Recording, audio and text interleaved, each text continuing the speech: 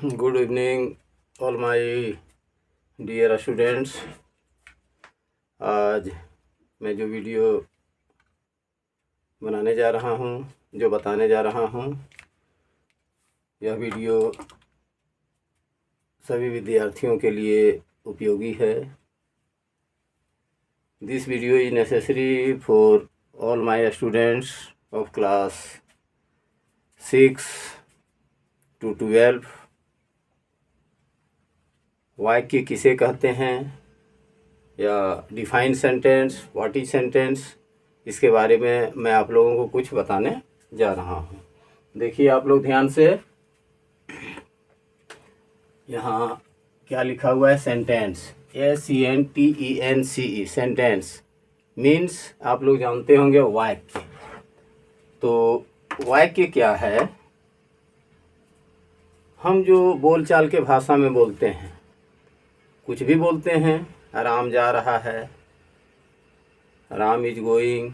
सोहन पढ़ रहा है, सोहन इज रीडिंग. वह स्कूल जाएगा, ही विल गो टू. किसी भी टेंस में आप ले लीजिए, चाहे वह सिंपल प्रेजेंट हो, प्रेजेंट कॉन्टिन्यूअस हो, प्रेजेंट परफेक्ट हो, प्रेजेंट परफेक्ट कॉन्टिन्यूअस हो, चाहे पास्ट में हो या फ्यूचर में हो, चाहे वह इम्परेटिव सेंटेंस का हो, ऑप्टाटिव हो, एक्सक्लामेटोरी हो. तो हमको सबसे पहले समझना पड़ेगा कि इसका डिफिनेशन, कि वाक्य क्या है. तो सबसे पहले हम यहाँ बता रहे हैं डिफाइन सेंटेंस या व्हाट इज सेंटेंस. देखिए सेंटेंस, SENTENCE, सेंटेंस वाक्य. पहले भी हम लिखे हुए हैं वाक्य. वाक्य के बारे में भी आप लोगों को बताया गया है. कोई भी बात को बोलते हैं, उसको पूरा करके बोलते हैं. देखिए परिभाषा को हम अपने से डिफाइन कर सकते हैं. ऐसी बात नहीं है कि बुक में जो परिभाषा लिखा हुआ है, जो डिफिनेशन लिखा हुआ है वही सही है.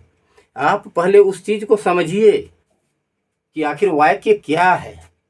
बोलचाल के भाषा में हम लोग भाषा में जो है सो वाक्य को विभिन्न तरह से बोलते हैं, चाहे वह खोरठा भाषा हो, इंग्लिश हो, हिंदी हो, जापानी भाषा हो या अरबिक हो. कोई तो जिस भाषा में बोलते हैं लेकिन वाक्य बोलते हैं. हम लोग जो है सो अगर इंडियन कल्चर में हैं, इंडियन सभ्यता संस्कृति को फॉलो करते हैं, तो हम लोग बोलते हैं राम खेल रहा है, वह जा रहा है, वह पढ़ रहा है. ये सब मेरा वाक्य है. वहाँ जाओ, इम्परेटिव सेंटेंस. तुम दीर्घायु हो, मे यू लिव, यही सब वाक्य है. तो इसका हम थोड़ा डिफिनेशन देखते हैं विस्तार से. क्या है? कोई भी बात को बोलते हैं उसको पूरा करके बोलते हैं. हम लिख रहे हैं और ये डिफिनेशन हम हिंदी और इंग्लिश दोनों में बताने जा रहे हैं. तो वाक्य क्या है, पहले हम इंग्लिश में डिफिनेशन लिख रहे हैं. ये सेंटेंस ध्यान दीजिएगा. A sentence is a group of words. देखिए, group of words which makes, possessive adjective से वाक्य को हम जोड़ेंगे. That makes, जो भी आप जोड़ सकते हैं, that makes complete sense. Complete sense, जो पूरा अर्थ को व्यक्त करता हो. जैसे एज, इजी, एग्जाम्पल गिवन, कुछ भी लिखते हैं. मैं स्कूल जाता हूँ, आई गो टू स्कूल. चलिए लीजिए. सिंपल प्रेजेंट, चाहे साधारण, ये भी सिंपल प्रेजेंट है. He is ready. Simple past, I saw Ram yesterday.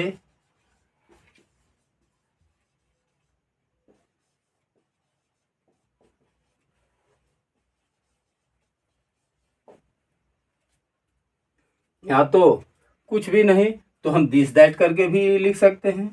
कुछ नहीं जानते हैं तो दिस इज ए पेन. ये भी एक मेरा वाक्य है. यह एक कलम है. इसमें पूर्ण अर्थ को व्यक्त कर रहा है।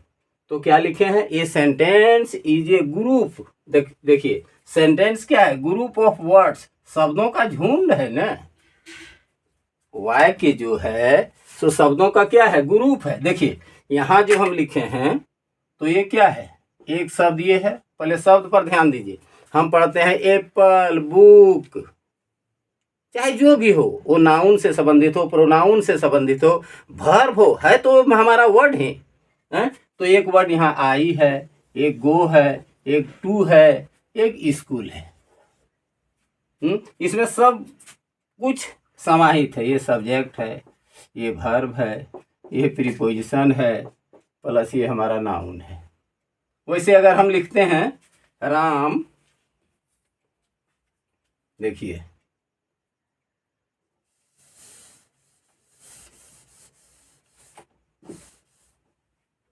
हम लिखते हैं राम,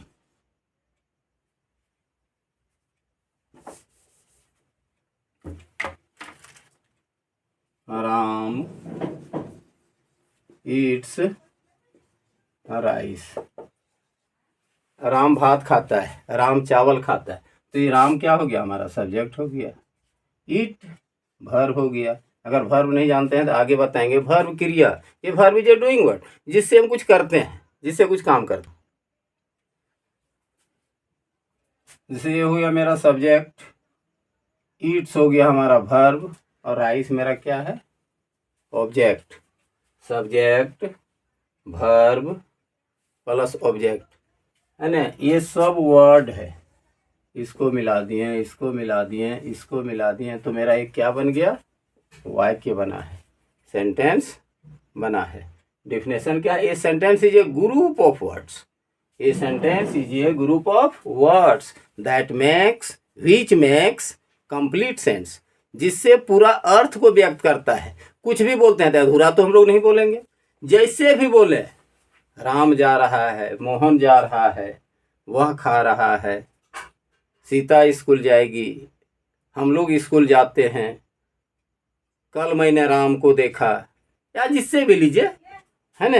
ये वाक्य होना चाहिए। अब आगे हम, अगर अभी आप लोग को ये राम क्या है, ईट्स क्या है, राइस, तो आगे वीडियो में हम बताएंगे, डिफिनेशन पूरे करके बताएंगे कि सब्जेक्ट क्या है, वर्ब क्या है, ऑब्जेक्ट क्या है, नाउन क्या है, प्रोनाउन क्या है, हर चीज़ हर वीडियो में हम बताएंगे। अभी हम जो वाक्य के बारे में बता रहे हैं बहुत सिंपल है। हम तो डिग्री ऑफ कंपैरिजन में जो है सो आप लोग किताब में देखिएगा, पूरा एक किताब बना हुआ है, जिसको हम 20 मिनट का वीडियो, 30 मिनट का वीडियो में समाप्त करते हैं। और आप लोग क्लियरली समझ भी लीजिएगा, थोड़ा सा उसमें सावधानी बरतने की ज़रूरत है। तो अगर हम 2 मिनट का जो है सो ब्रेक देते हैं, कि अगर इसको किसी को लिखना है, उतारना है, तो आप लोग लिख सकते हैं डेफिनेशन को।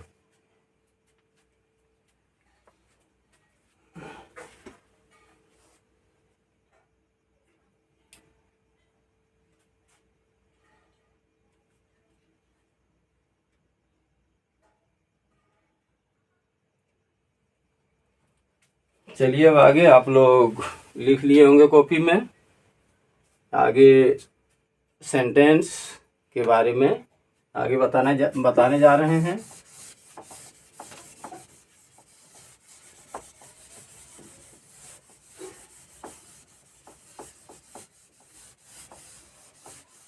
आगे मैं बताने जा रहा हूं parts of sentence. Parts of sentence, वाक्य के अंग। ये अंग आप लोग जरूर समझते होंगे, चाहे भाग, शरीर का भाग जानते हैं ना, हाथ पैर,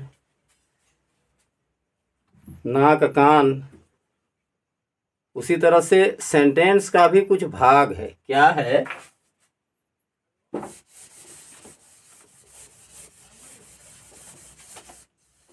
आप लोग ध्यान देंगे समझ जाएंगे। कोई दिक्कत नहीं है बच्चों। Every sentence has two parts. प्रत्येक वाक्य के दो अंग होते हैं। Every sentence has two parts. प्रत्येक सेंटेंस के कितने अंग होते हैं? दो अंग होते हैं। कौन कौन? एक सब्जेक्ट, जिसको हम लोग कर्ता कहते हैं। कहीं कहीं यही मिला लिखा हुआ आपको मिलेगा उद्देश्य।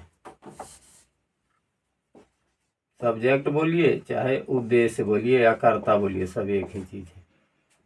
और दूसरा क्या है? प्रेडिकेट, जिसको हम क्या कहते हैं? विधेय।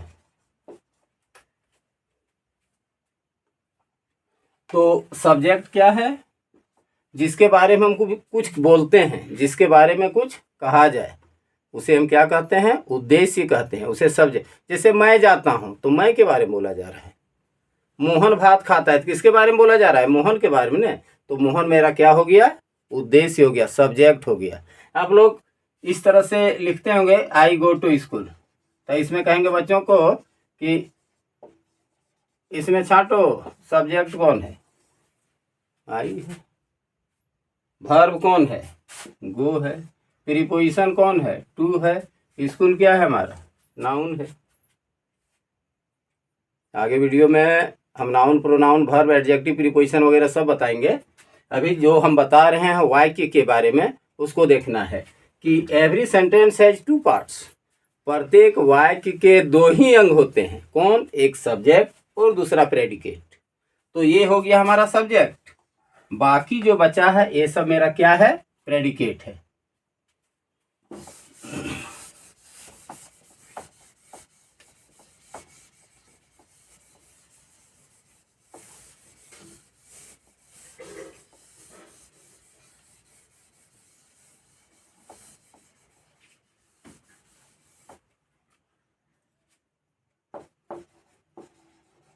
Mohan eats a mango. तो इसमें मेरा क्या है? मोहन हो गया सब्जेक्ट, और ईट्स ए मैंगो ये हो गया हमारा प्रेडिकेट। प्रेडिकेट के अंतर्गत हमारा क्या रहता है? ये तो हो गया मेरा सब्जेक्ट, प्लस ये हो गया है वर्ब, प्लस ऑब्जेक्ट, और अगर आगे कुछ रहे तो कंप्लीमेंट। तो सब्जेक्ट तो मेरा मोहन है। ईट्स ए मैंगो ये मेरा क्या है? प्रेडिकेट है। तो इसमें दो ही भाग है, एक मोहन है, दूसरा ईट्स ए मैंगो है। तो प्रत्येक वाक्य के दो ही अंग होते हैं, एक सब्जेक्ट और दूसरा प्रेडिकेट। प्रेडिकेट में वर्ब है, ऑब्जेक्ट है, कंप्लीमेंट है, प्रीपोजिशन है, एडजेक्टिव है, बहुत सारा जो है सो उसमें वर्ड आते हैं। आगे है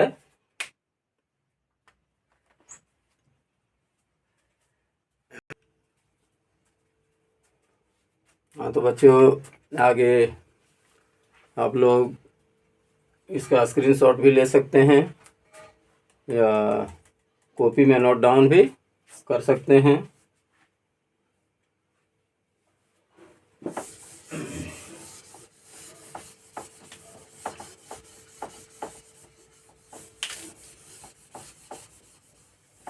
जैसे अभी हम बताएं सब्जेक्ट और प्रेडिकेट के बारे में, तो सब्जेक्ट सिर्फ मोहन और आई और ही नहीं है, एक से अधिक name of words, noun, pronoun ये सब आ सकता है। जैसे हम दूसरा लिखते हैं आमिर,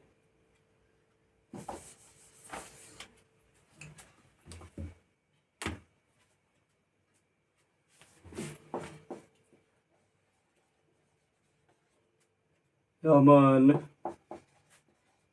मोती and Jamil went to Patna. Yesterday, ध्यान देंगे। तो ये अमान, मोती एंड जमील, या जो बोलिए, जो भी नाम लीजिए, उससे कोई दिक्कत नहीं। ये मेरा पूरा सब्जेक्ट है। या तो अगर लिखते हैं माई फादर, हिज फादर, और father, my father goes to office,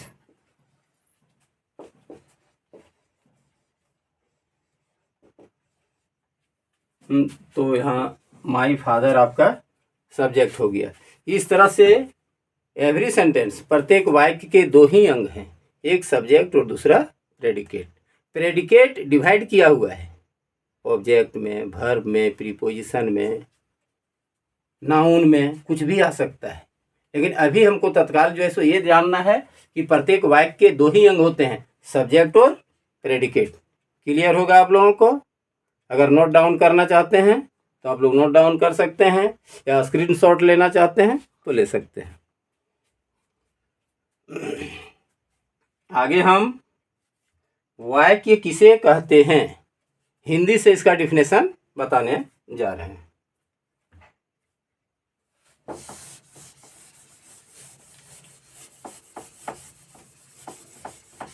English Hindi से ही बना है। अगर हिंदी आप जान रहे हैं तो इंग्लिश बिल्कुल आसान है, आप सब कुछ कर सकते हैं। अरे चाहे हम ऐसे लिखते हैं, लेटर लिखते हैं, तो अपना भाव को प्रकट करते हैं। दिमाग में आप लोग को पहले हिंदी लाना है, उसके बाद इंग्लिश में उसको कन्वर्ट कर देना है। अभी क्या है, जैसे वाक्य बता रहे तो देखिए, वाक्य हम पहले हिंदी से डिफिनेशन बता भी चुके हैं। किसे कहते हैं? जो बात, कोई भी बात को बोलते हैं पूरा करके बोलते हैं। इंग्लिश से तो डिफिनेशन हम बता चुके हैं। A sentence is a group of words, words जानते हैं, राम है, मोहन है, करीम है, दिलीप है ना, गो है, पटना है, श्याम है, जो भी है, ये सब वर्ड्स है। एप्पल है, बुक है, ये सब वर्ड है। तो सब शब्द को हम एक मीनिंगफुल, कहीं कहीं किताब में हम लोग को मिलता है ने, जैसे हमको बोलना है Ram is a good boy, तो गुड लिखा हुआ है कहीं, बॉय कहीं, तो ऑड वर्ड जिसको हम कहते हैं उसको हम मीनिंगफुल कैसे करते हैं? Ram is a good boy. किस वर्ड ऑर्डर में? Subject plus verb plus object plus complement. इस तरह से वर्ड ऑर्डर में हमको लाना है। उसी तरह से वाक्य क्या है? कोई भी बात को बोलते हैं, विचार को, विचार आप लोग जानते होंगे, बात को, विचार को पूर्णता से प्रकट करने वाले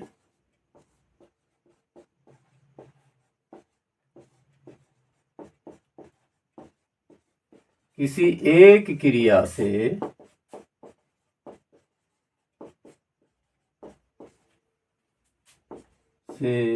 युक्त पद समूह को क्या कहते हैं? वाक्य कहते हैं।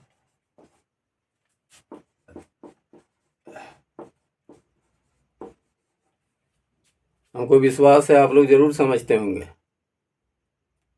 विचार को अगर जो भी बात बोलते हैं पूर्णता से, ऐसा नहीं कि सिर्फ हम बोल दें कि हम लोग आम, तो आपका वाक्य अधूरा हो गया ने, पूरा बोलना पड़ेगा। हम लोग आम, या आप जो हम लोग जाते हैं, हम लोग आम खाते हैं, वह जाता है, अगर हम लोग खाली बोल दें वह जाता है, तो सहायक क्रिया है तो लगाना, वह सहायता करेगा, वाक्य आपका पूर्ण बन रहा है। तो कोई भी बात को बोलते हैं, विचार को, बातों को पूर्णता से प्रकट करने वाले किसी एक क्रिया से युक्त पद समूह को हम क्या कहते हैं?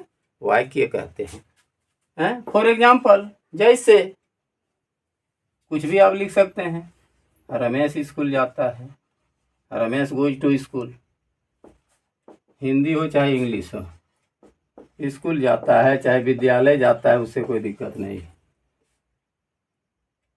मोहन पत्र पढ़ता है। किसी भी टेंस में लिखिए ना, वाक्य होना चाहिए। मोहन स्कूल जा रहा है, हम लोग दौड़ रहे हैं, हम लोग जाएंगे, हम लोग खेल रहे हैं, etc एक्सेट्रा वगैरह वगैरह। किसी भी टेंस में आप जो है सो जा सकते हैं, लिख सकते हैं। अगर आप लोग नोट डाउन करना चाहते हैं या स्क्रीनशॉट लेना चाहते हैं तो 2 मिनट का हम समय दे रहे हैं, नोट कर सकते हैं।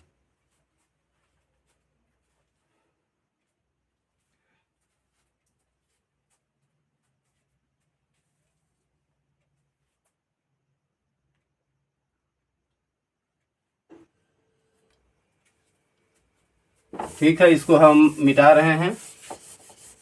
आप लोग जरूर समझते होंगे। इसको इरेज कर रहे हैं हम। अब आगे आप लोगों को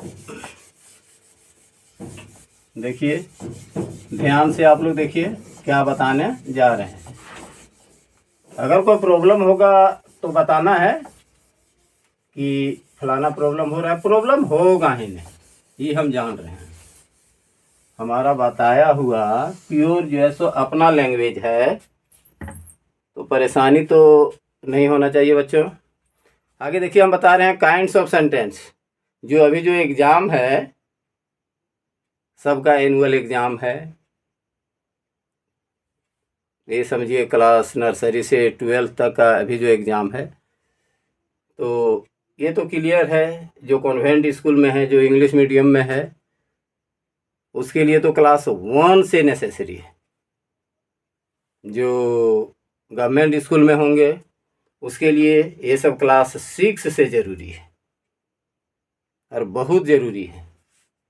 अभी तो क्लास 6 से 12 तक एनुअल एग्ज़ाम के लिए ज़रूरी है, कॉम्पिटिटिव एग्ज़ाम के लिए ज़रूरी है। तो आगे मैं डिफिनेशन समझ गए हैं, इसका पार्ट्स आप लोग समझ लिए होंगे।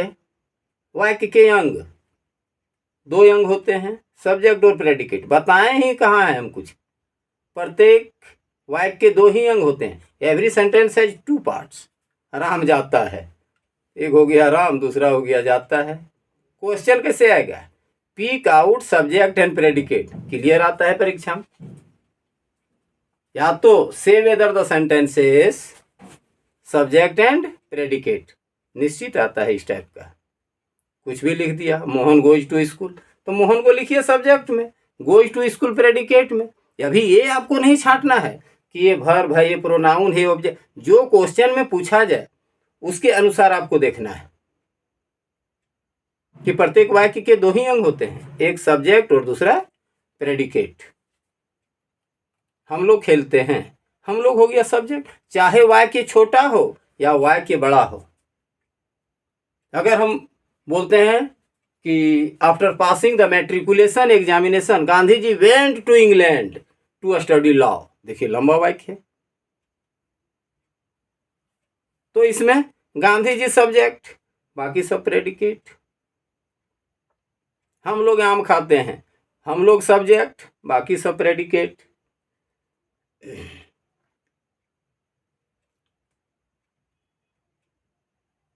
मेरे पिताजी कल गाड़ी खरीदे, कार खरीदे। माई फादर बाउट ये कार स्टरडे। तो माई फादर आपका सब्जेक्ट में आ गया, बाकी जो बचा सो प्रेडिकेट। मतलब ये समझना है आपको कि सब्जेक्ट क्या है और प्रेडिकेट क्या है।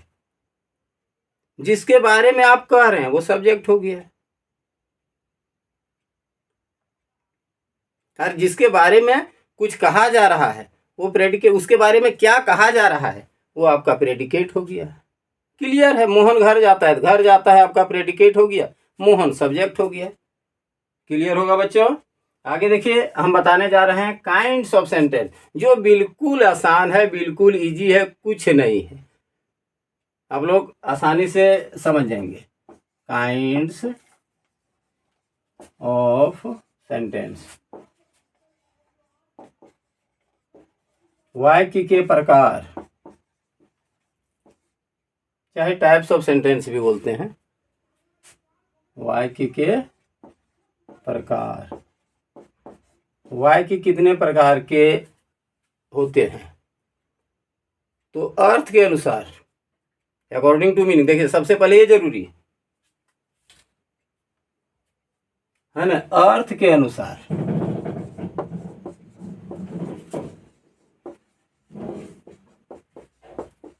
वाक्य 5 प्रकार के होते हैं, वाक्य के 5 भेद हैं।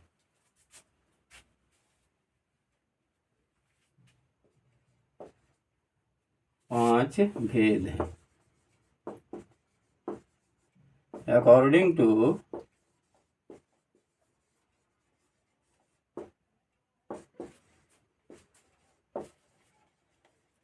मीनिंग। ये सेंटेंस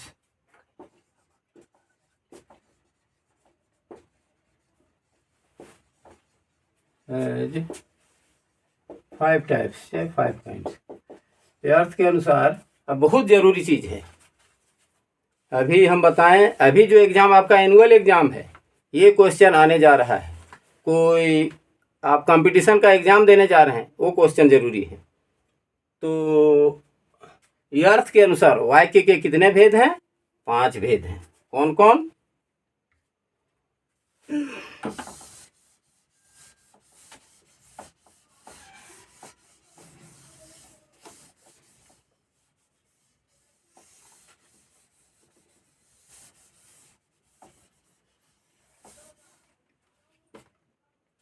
एक असर्टिव सेंटेंस,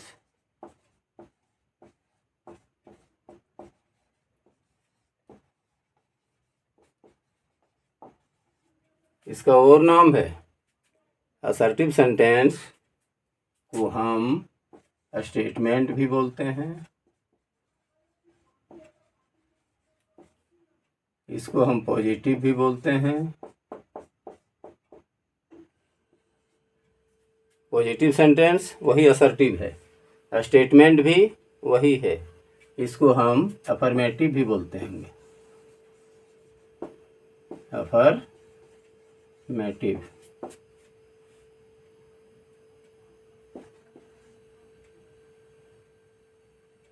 स्टेटमेंट बोलिए, चाहे पॉजिटिव सेंटेंस हम बोल सकते हैं, या तो अफर्मेटिव सेंटेंस,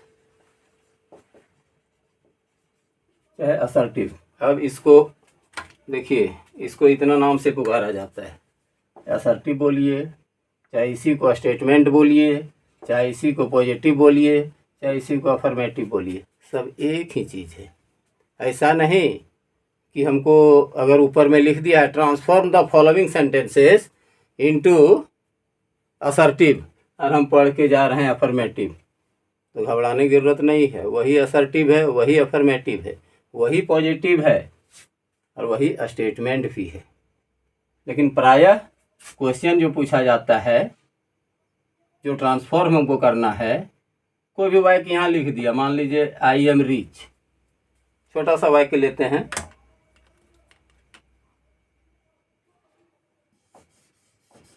जैसे यहाँ अगर आई एम रिच,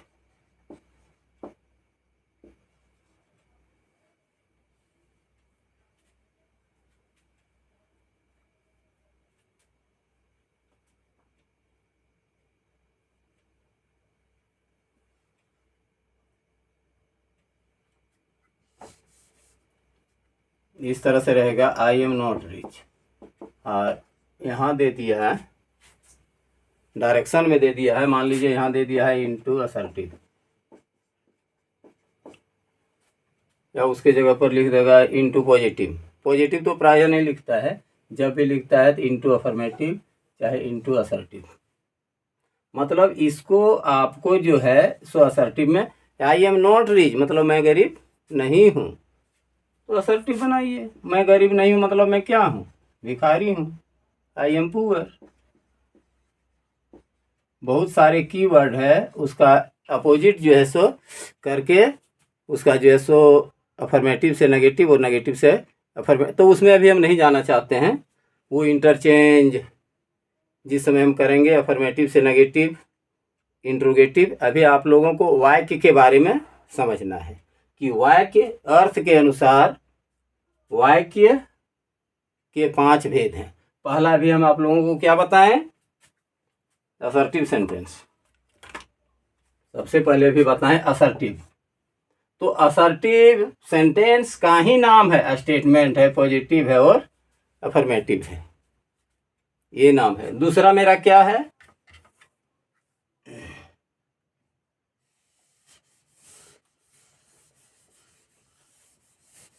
अभी हम जो बताने जा रहे हैं उतने समझना है, फिर आगे वीडियो नेक्स्ट वीडियो में आप लोग देखेंगे, जो पढ़ना है सब बताएंगे। ग्रामर में कहीं हम परेशानी होने ही नहीं देंगे, ये मेरा दावा है। दूसरा है इंट्रोगेटिव, आप लोग बहुत नाम सुने होंगे, GATIVE, इंट्रोगेटिव सेंटेंस।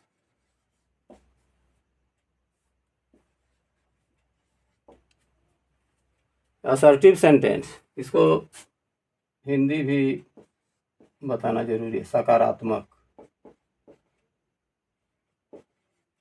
वाक्य इसको बोलते हैं। डिफिनेशन बताएंगे आगे विस्तार पूर्वक। इंट्रोगेटिव आप लोग जानते होंगे, ये प्रश्नवाचक, कुछ नहीं है, प्रश्नवाचक वाक्य। प्रश्नवाचक तो अपने समझ में आ जाता है जी, जिसके अंत में क्वेश्चन मार्क लगा हुआ है वो तो प्रश्नवाचक। फिर डिफिनेशन आगे बताएंगे। अभी काइंड्स ऑफ सेंटेंस, ये जो अर्थ के अनुसार आपको हम 5 भेद बता रहे हैं, वो देखिए क्या है सर। क्वेश्चन आता है, अभी तो आएगा 8 में जी, एग्जाम होने जा रहा है ना। पहले तो क्लास 10th और 12th का है, उसके बाद 8 में ही आने जा रहा है, आ गया क्वेश्चन, आ गया। वहाँ आप लोग को जो है सो MCQ में आंसर देना होगा, which type of sentence it is, interrogative, वहाँ नाम लिख देगा, उसमें इंट्रोगेटिव सेंटेंस कौन है, तो देखिए ना इंट्रोगेटिव सेंटेंस कौन है सो, इस तरह का बिंदु कहाँ लगा हुआ है। अगर नहीं भी लगा हुआ, होता है मिसप्रिंट कभी कभी, प्रश्नवाचक का चिन्ह नहीं दिया हुआ, तो आपको पहचानना होगा। आप कैसे पहचानिएगा, जो WH से शुरू होगा, WH समझते हैं, who, which, where, what, whose, how, ये सबसे शुरू होगा। ऑक्सिलरी वर्ब, जिसको हम हेल्पिंग वर्ब बोलते हैं, जिसको हम प्राइम ऑक्सिलरी बोलते हैं, अरे बहुत नाम से बोला जाता है। Helping verb is, am, are, was, were, have, has, do, does, did, can, could, will, would, shall, should, may, might, can I write ये लेटर, अंत में प्रश्नवाचक का चिन्ह रहेगा, अपने आप पकड़ में आ जाएगा, ये इंट्रोगेटिव है, ये नेगेटिव है। तो आगे हम जब इसका डिफिनेशन बताएंगे तब देखना है। अभी हम काइंड्स ऑफ सेंटेंस जो बता रहे हैं, पहला सेंटेंस मेरा क्या हुआ, असर्टिव, इसी को अनेक नामों से पुकारा जाता है ना, इसी को स्टेटमेंट बोलते हैं, इसी को पॉजिटिव सेंटेंस बोलते हैं, इसी को अफर्मेटिव बोलते हैं। और ये सेंटेंस जो अभी हम बता रहे हैं MTS में भी आएगा, MTS कंपटीशन एग्जाम में भी संभावना है। It is more possible for competitive examination for MTS में ये क्वेश्चन 100% आने का संभावना है भी कुछ नहीं, ऐसा भी नहीं कि कुछ टफ है, ग्रामर टफ है ही नहीं, सिर्फ ध्यान देने की जरूरत है। आखिर क्या बात है, कैसे पढ़ना है, कैसे करना है, इस चीज़ पर थोड़ा सावधानी बरतना है और कुछ नहीं। अभी हम क्या बता रहे हैं, कुछ नहीं बता रहे हैं। काइंड्स ऑफ सेंटेंस में क्या आप लोग सीखें, ये वाक्य अर्थ के अनुसार वाक्य के 5 भेद हैं, असर्टिव, दूसरा भी आप लोग को क्या बताएं, इंट्रोगेटिव, तीसरा है imperative sentence, IMPERATIVE, TIVE। Spelling तो पढ़ लेते होंगे बच्चों। Imperative sentence SENTENCE। हमारा वीडियो जो छोटा क्लास 1 का भी स्टूडेंट देखेगा ना, क्लियर समझ में आएगा, कहीं प्रॉब्लम है ही नहीं। प्योर आप ही लोग के भाषा हम यूज कर रहे हैं। क्या है इम्परेटिव सेंटेंस, जिसको हम बोलते हैं आज्ञा, प्रार्थना, निषेध, सलाह, मनाही। मनाही समझते हैं आप, गलत काम कर रहे हैं, मना कर रहे हैं। डोंट लाफ, मत हंसो। डोंट रन इन द सन, धूप में मत दौड़ो। डोंट एब्यूज टू एनीबडी, किसी को गाली मत दो। डोंट स्मोक, बीड़ी मत पियो। धूम्रपान मत करो, गंदा काम है। ये कैसा वाक्य है? निषेध। कहेंगे गो देयर, वहां जाओ। तो इसको विस्तार पूर्वक जब हम बताएंगे इसका डिफिनेशन, उसमें जाएंगे। अभी काइंड्स ऑफ सेंटेंस में हम कितने भेद हैं? 3 ठो हम लिख चुके हैं। इम्परेटिव सेंटेंस, जिसको हम कहते हैं आज्ञार्थक वाक्य। आज्ञार्थक में बहुत चीज आता है, ये नहीं कि वहां जाओ, आज्ञा दे दिए, बैठ जाओ। तो आज्ञा वाला वाक्य में भी डिफर है। कौन किसको आज्ञा दे सकता है? माता पिता अपने बच्चों को दे सकता है, गुरु अपने शिष्य को दे सकता है, कमांडर इन चीफ अपना सोल्जर को दे सकता है। उसमें भी अंतर है। तो आगे वीडियो हम नरेशन है, वॉइस है, एक पूरा क्लियर हो जाएगा, कोई प्रॉब्लम नहीं रहेगा। अपने आप लोग बना लीजिएगा कि इम्परेटिव सेंटेंस, इसको हम क्या बोलते हैं? आज्ञार्थक वाक्य।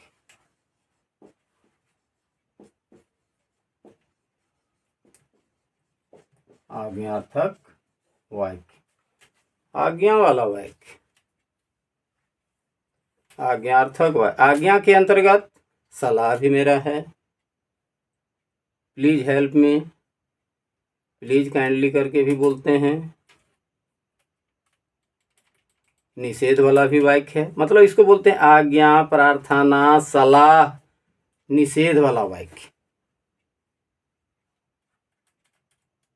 अगर डायरेक्ट हम आज्ञार्थक बोलते हैं, कुछ समझ में आता है ये आज्ञा है क्या। आज्ञा समझता है, बहुत सारे बच्चे जो हैं सो समझता है आज्ञा देना मतलब, लेकिन आज्ञा के अंतर्गत जो है सो आपका एडवाइस है, रिक्वेस्ट है, फॉरबिड है, ये सब सारी बात जो है सो आज्ञार्थक वाक्य के अंतर्गत आता है। आगे बच्चों, मैं आप लोगों को, मुझे ऐसा लग रहा है कि आप लोग, मैं ऑनलाइन नहीं पढ़ा रहा हूँ, आप लोग सामने बैठे हुए हैं। तो आप लोगों को अगर हमारी पढ़ाई में रुचि है तो आप लोग जो बता रहे हैं उसको लिख भी सकते हैं, स्क्रीनशॉट भी ले सकते हैं। आगे जो कंपटीशन एग्ज़ाम होने वाला है MTS का, प्रीवियस ईयर का क्वेश्चन भी हम डील करवाएंगे, उसका लाइव वीडियो भी दिखाएंगे। इसकी घोषणा, डेट और टाइम की घोषणा हम बहुत जल्दी अनाउंस कर देंगे।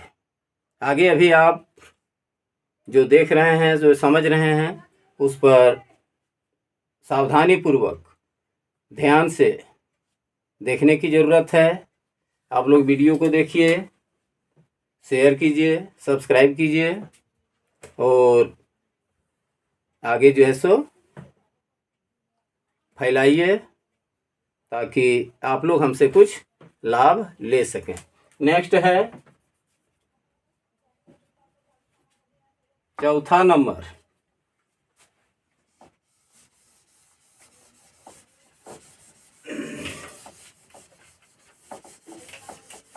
कुछ नहीं है ग्रामर, कुछ नहीं है। जब हिंदी ग्रामर बताना शुरू करेंगे न, तो आप लोग को लगेगा अचूक दवा मिल रहा है। क्या कहते हैं उसको? एंटीबायोटिक। 1.25 रुपया का कहीं कहीं नहीं मिलता है, जो डॉक्टर बढ़िया रहता है।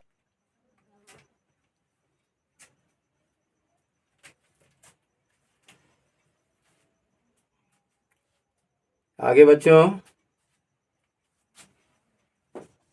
4 में है ऑप्टाटिव सेंटेंस।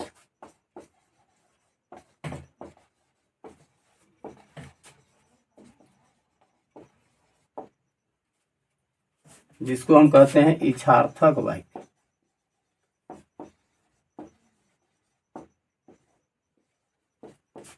या इसका दूसरा नाम भी आप लोग जानते होंगे, आकांक्षा सूचक।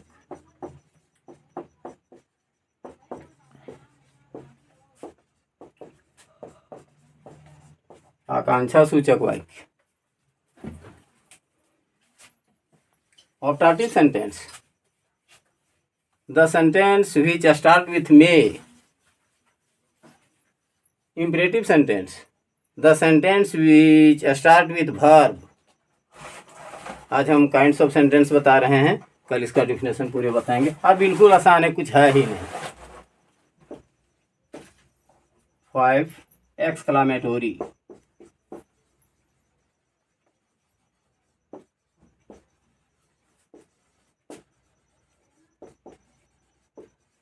विस्मय सूचक, विस्म आदि बोध, जिसको आप इंटरजेक्शन पढ़ते होंगे नाउन प्रोनाउन में। Noun pronoun, verb, adjective, adverb, preposition, conjunction, interjection, वही इंटरजेक्शन है। इसी को क्या वाक्य में क्या बोला गया है? एक्सक्लामेटोरी सेंटेंस, विस्म आदि बोधक वाक्य। विस्मय सूचक, जिसमें अचानक भावना की अभिव्यक्ति हो, सडन फीलिंग।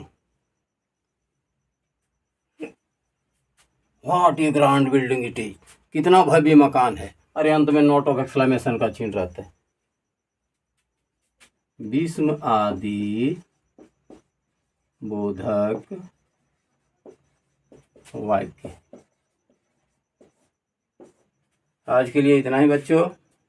कल हम नेक्स्ट वीडियो में आप लोगों को बताएंगे ये जो अर्थ के अनुसार 5 भेद बताया गया है, पांचों भेद का डिफिनेशन हम विस्तार पूर्वक कल समझाएंगे। उसके बाद नेक्स्ट डे फिर हम इसी में कॉम्प्लेक्स, कंपाउंड और सिंपल सेंटेंस के बारे, कुछ नहीं है, पहले ये पांचों भेद का हम डिफिनेशन कल बताएंगे। उसके बाद आगे वीडियो फिर सेंटेंस के बारे में है हम बताएंगे। धन्यवाद। आज के लिए इतना ही काफ़ी।